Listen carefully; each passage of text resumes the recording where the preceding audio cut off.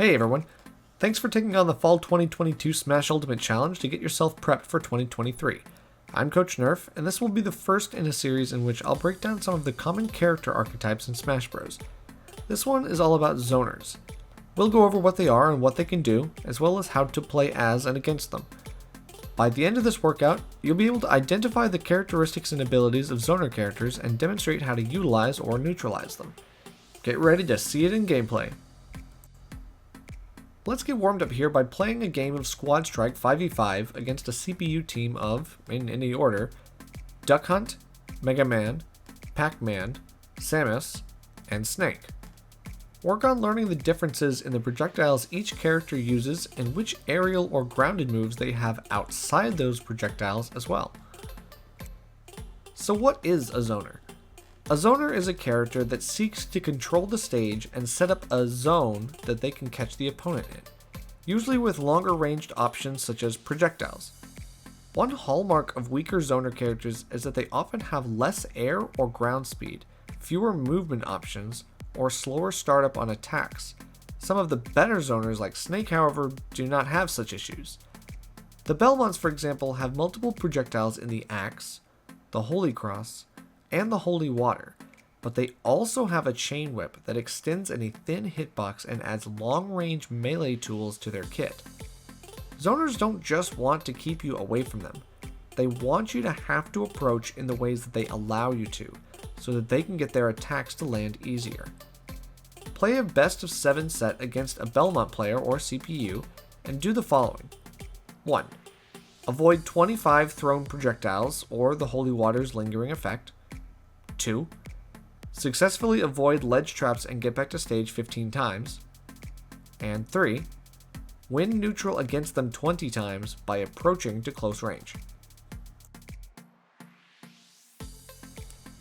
Now that you have a better idea of what a zoner's playstyle looks like in its purest form, we can start looking at some of the main differences between types of zoners.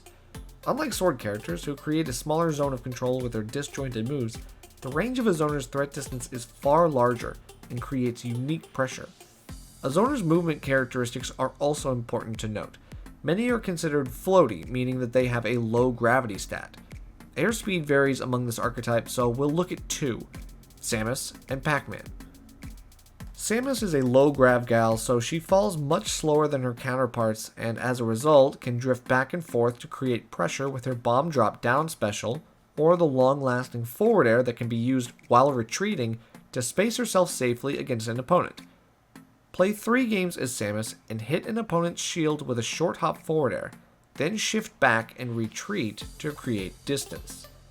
Do this 10 times. Pac-Man, on the other hand, has some fast aerial options that can catch an opponent who approaches by jumping over the fire hydrant or with something such as a grab. Unlike some other zoners, Pac-Man does not mind scrapping it out with an opponent because he has some good tools beyond his zoning options. Play 3 games as Pac-Man and create your zone, drop hydrant, charge your fruit to bait your opponent, then shield their approaching option, and punish them with neutral air, forward air, or down air. Get 25 punishes like this.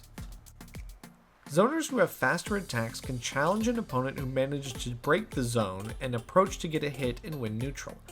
These burst options like Pac-Man's aerials or Snake's dash attack and up tilt are important to know because it is always the break glass in case of emergency option for them when their game plan goes sour. Just making it past an obstacle course of projectiles isn't enough against these characters sometimes. You have to be prepared for their mix-ups. Let's now look at a character that has some of the best tools out of any zoner, Young Link. This little guy packs a big punch with some amazing projectiles in the fire arrow, the boomerang, and the bomb, in addition to his peerless aerials. Neutral air comes out on the 4th frame, incredibly fast, and lasts for almost half a second. His aerials are also safe. He can hit an opponent's shield multiple times before they are even able to act, and recover just outside of counterattack range. His forward air has 2 slashes. The first one can immediately be landed after, dragging an opponent down for a punish. Play against a level 9 Young Link or a friend who plays the character, and do the following. 1. Punish Young Link's grounded up special 5 times. 2. Shield the landing hit of forward air 1 and don't get hit with what comes after. Reset to neutral 5 times. And 3. Defend against arrows and boomerang hits to win neutral 15 times. Zoners have some of the most variety out of any archetype due to the nature of the projectiles they use. Play as many Zoner characters as you can to learn the nuances of their moves. Do you know all the types of wild gunmen that can be summoned with Duck Hunt's down special? How about manipulating the different types of Samus's missile?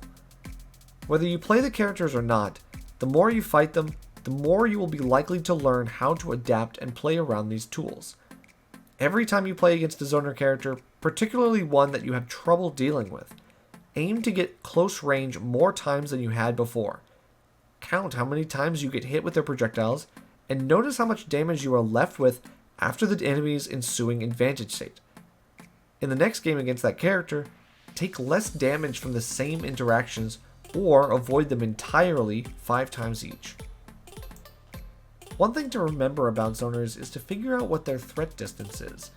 What is the largest range they can cover with an attack in a short period of time?